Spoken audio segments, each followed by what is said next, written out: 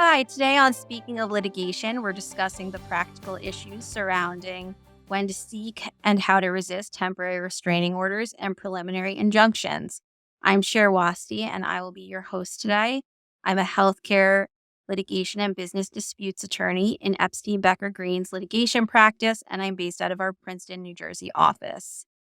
When seeking a preliminary injunction or a TRO, there are a number of factors that a party needs to establish, including the substantial likelihood of success on the merits, the likelihood of irreparable harm, the unavailability of an adequate remedy at law, the threatened injury outweighs the possible harm, and that the issuance of the temporary injunction will not disserve the public interest. While all of these factors are important, we were recently reminded of the significance of the likelihood of irreparable harm. A few weeks ago, we were opposing a preliminary injunction application seeking millions of dollars surrounding what was essentially a breach of contract claim.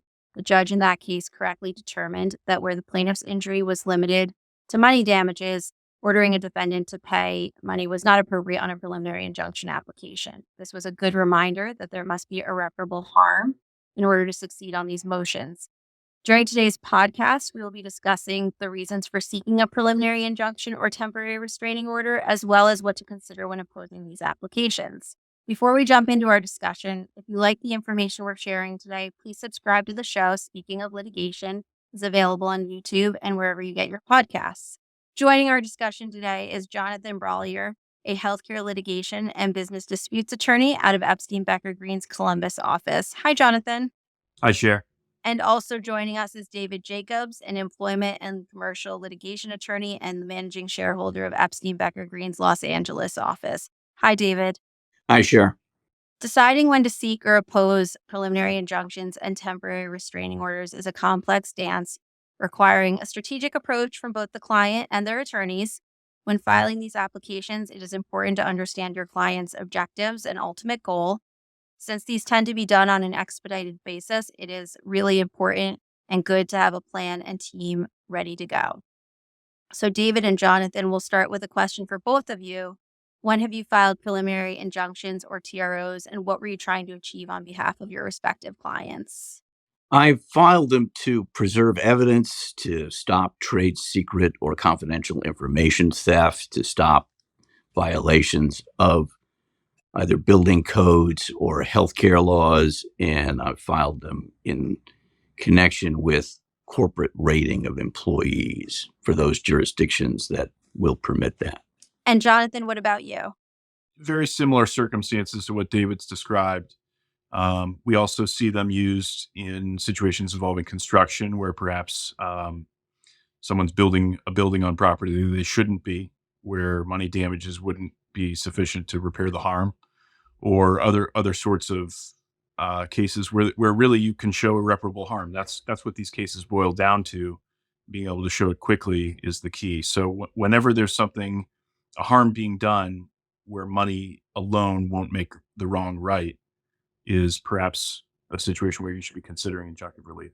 And Jonathan, just to follow up to what you were just saying, would you, in your experience, say that irreparable harm is one of the more important factors that the courts are looking at? There's four factors. I mean, they're all important, but this irreparable harm seems to be the rocks on which these cases founder. If you can't show irreparable harm, even if you have a chance of winning, prevailing on the merits, that's all well and good, but the court may not buy what you're selling.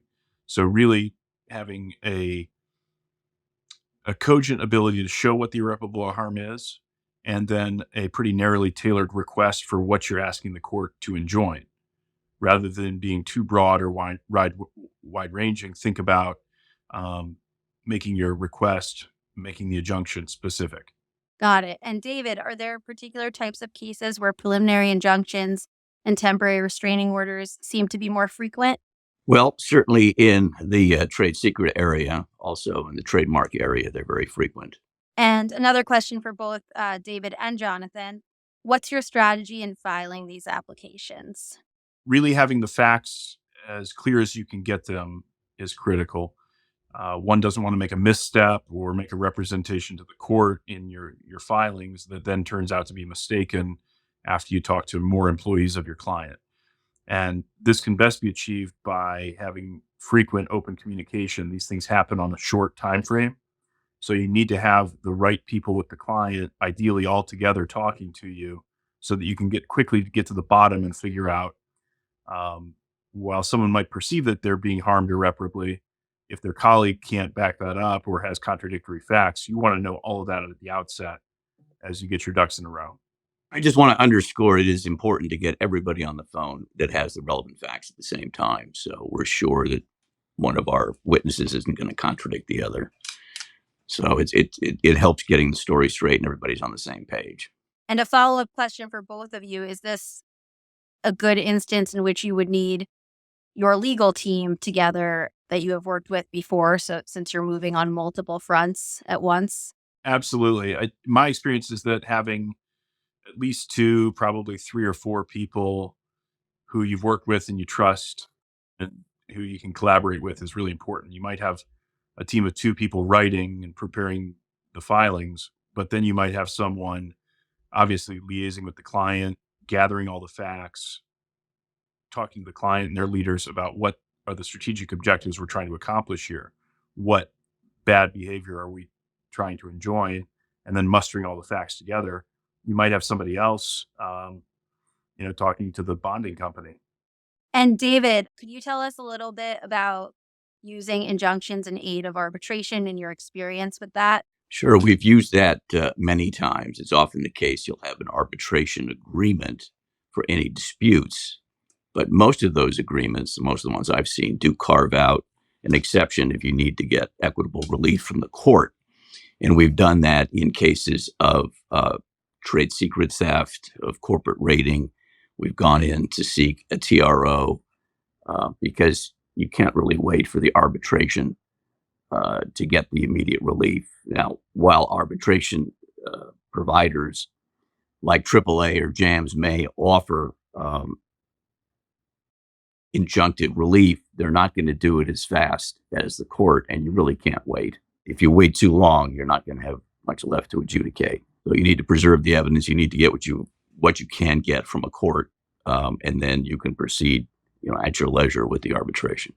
So am I correct that in the instance of a trademark case, for instance, or a trade secret case, rather, if you are waiting for the AAA, you might have lost all the information that you would need in order to prosecute your case? Well, you certainly would have lost a great deal of it, especially in the trade secret case. I mean, once the toothpaste is out of the tube, you're in a very unhappy place. So you want to stop that as soon as you can, and the best way to do that is with a court order. Understood. What would you both say are some of the nuances that you've seen in implementing these types of applications? Jonathan, we can start with you this time. Again, I think it's taking care to quickly get your paperwork together and quickly muster your facts and present them clearly. You want to have taken the time to diligently prepare your case, to get your ducks in a row, and to have, candidly, just the logistical pieces ready, whether it's getting the paperwork filed. If you're in a remote county and they have different filing practices, make sure that you understand what those are, but also making sure that you've had that extensive communication with all of the key stakeholders, so you're not taken unawares by any late emerging facts. You need several people to do that, and it takes long hours.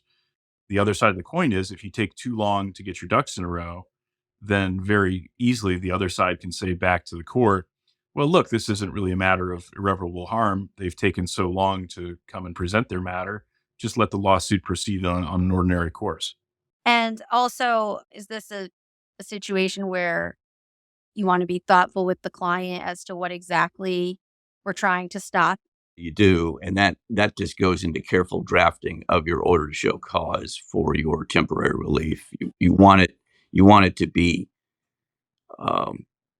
complete, but not so broad as a court is likely to deny it because the relief you're seeking is too broad. So you need to be clear with the client exactly what are we trying to prevent. Make sure everybody's on board with that.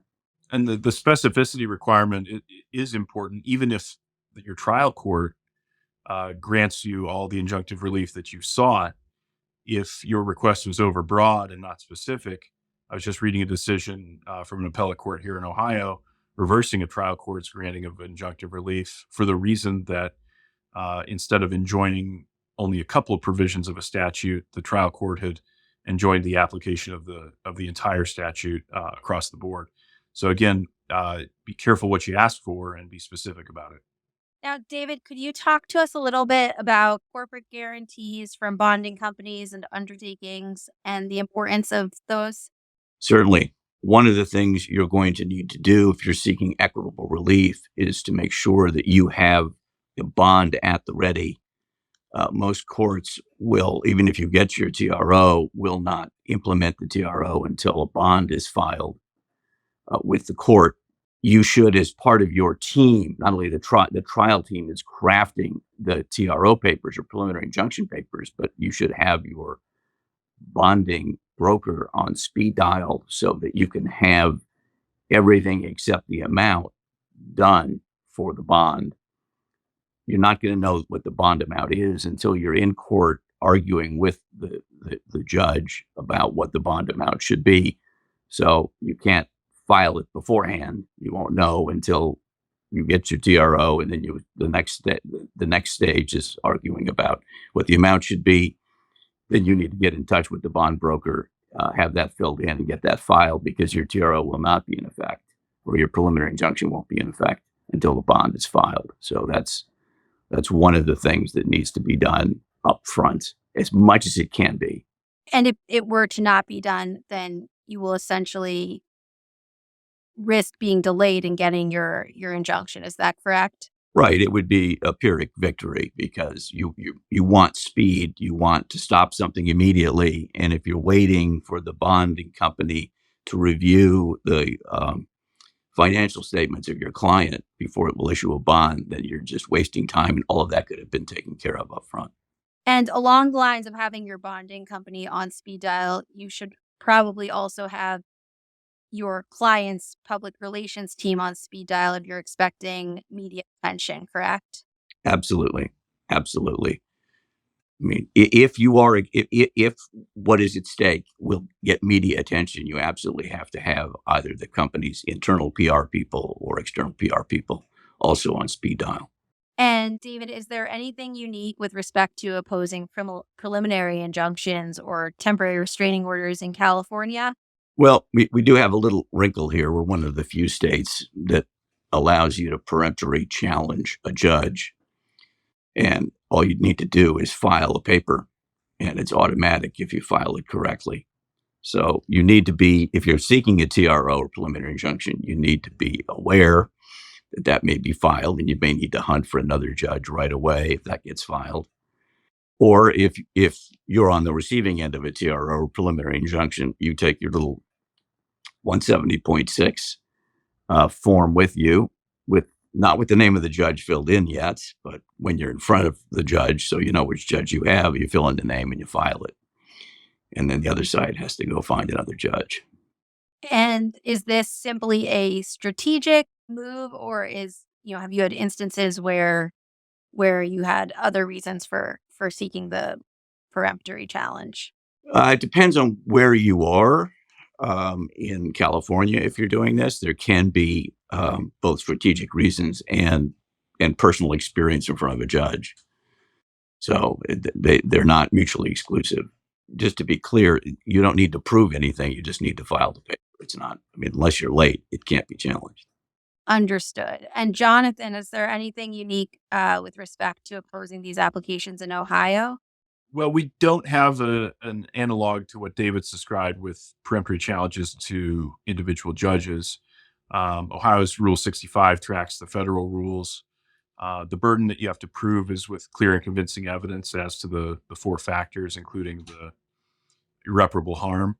But while you can't individually challenge a court, there are sometimes the option might be available to pursue of choosing what county in which to bring your action. Obviously, you're always choosing what venue to be in.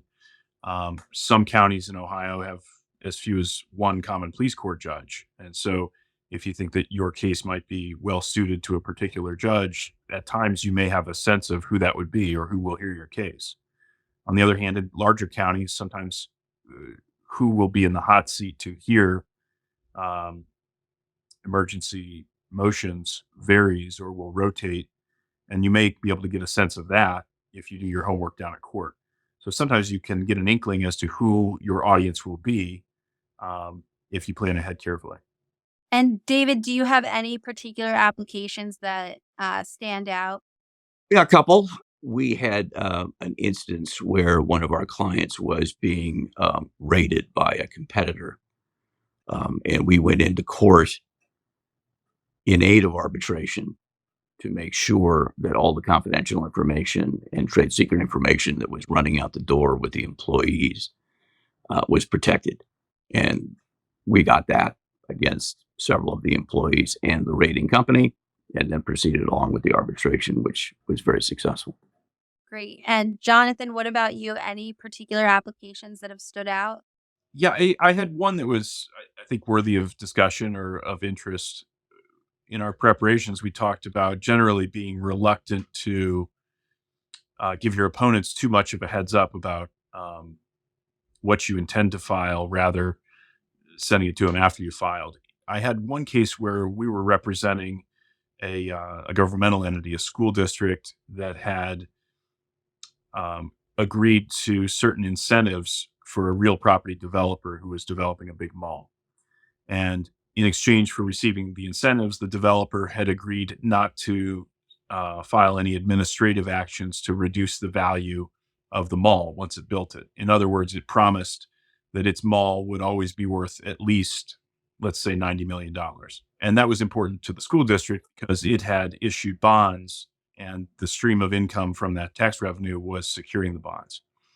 And so, lo and behold, the property owner developer did file an administrative action to contest the county's valuation of its property. It sought to reduce the value from, let's say, 90 million to $20 million or something like that, which would have really denuded the stream of revenue that the schools had relied on when they issued these bonds. And so we found out that the hearing on that tax appeal was just about to happen, maybe a couple of days before it was scheduled. And after a polite request to the developer's lawyer to withdraw their tax appeal, they said, no, go fly a kite. So we quickly sprung into action, um, prepared our paperwork. And the night before we were ready to file, I was going to have a car take me up to Toledo, Ohio to file the paperwork. And we sent it at about 4:30 p.m. the night before to the tax appeal lawyer representing the developer. And an hour later, he called me back, ran up the white flag, said we were withdrawing the tax appeal in the morning. And we achieved our client's objectives without even having to file. Ordinarily, you want to be careful about not tipping your hand in that circumstance, given the timing issue with the administrative appeal. It ended up working out well to kind of fire a shot across their bow. That sounds like great work by you and your team. A question for David. What would you say is the most challenging aspect of preparing the application? Usually you get word like on a Friday night that something untoward has happened, and so you're hopping on the phone with the client and all of the relevant personnel over the weekend.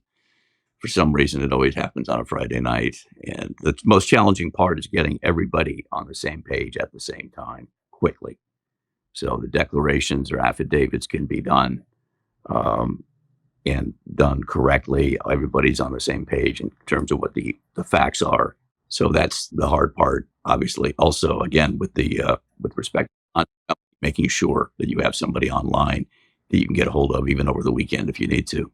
And I guess that Friday night TRO or preliminary injunction application that has to be drafted is a perfect example of when you need your legal team in place and ready to go, right?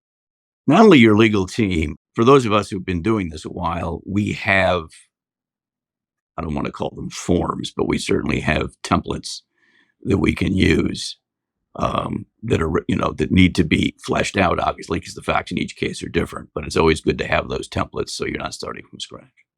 And Jonathan, what would you say is the most challenging aspect of opposing the preliminary injunction application or TRO application? Well, I think if the lawyers and the parties seeking the TRO feel like it's a fire drill and everything's happening fast, if you're on the receiving end, unless you knew that it was coming, then your time constraints may be even more severe.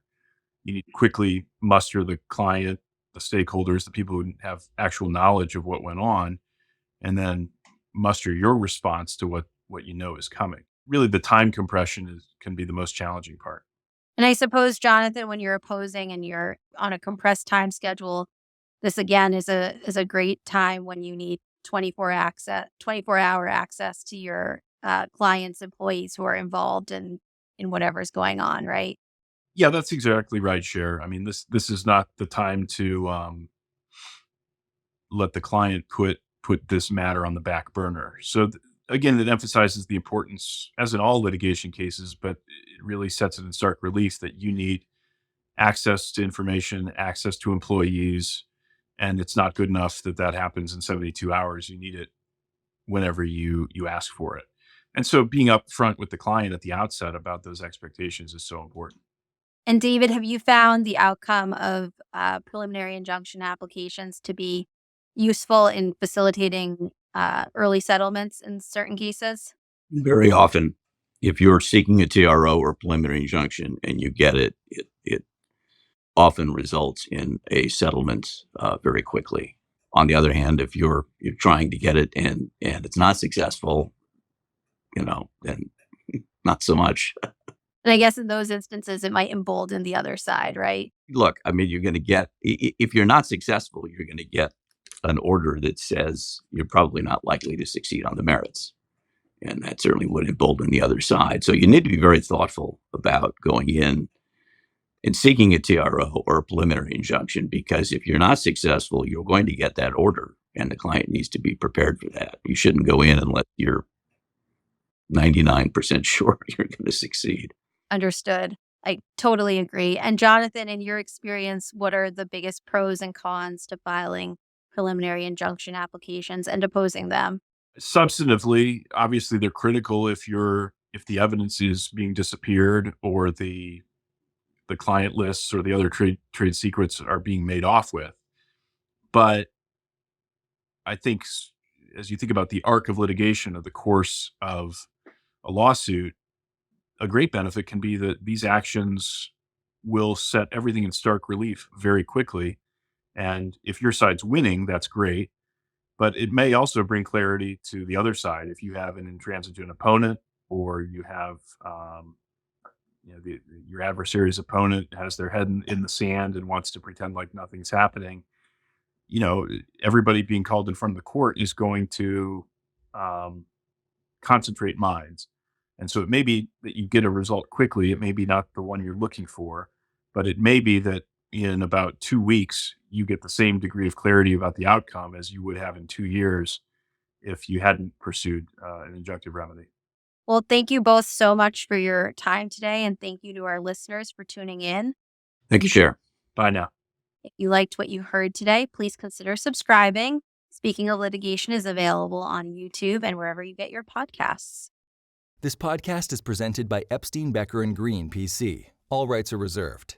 This audio recording includes information about legal issues and legal developments. Such materials are for informational purposes only and may not reflect the most current legal developments. These informational materials are not intended and should not be taken as legal advice on any particular set of facts or circumstances, and these materials are not a substitute for the advice of competent counsel. The content reflects the personal views and opinions of the participants. No attorney-client relationship has been created by this audio recording. This audio recording may be considered attorney advertising in some jurisdictions under the applicable law and ethical rules. The determination of the need for legal services and the choice of a lawyer are extremely important decisions and should not be based solely upon advertisements or self-proclaimed expertise. No representation is made that the quality of legal services to be performed is greater than the quality of legal services performed by other lawyers.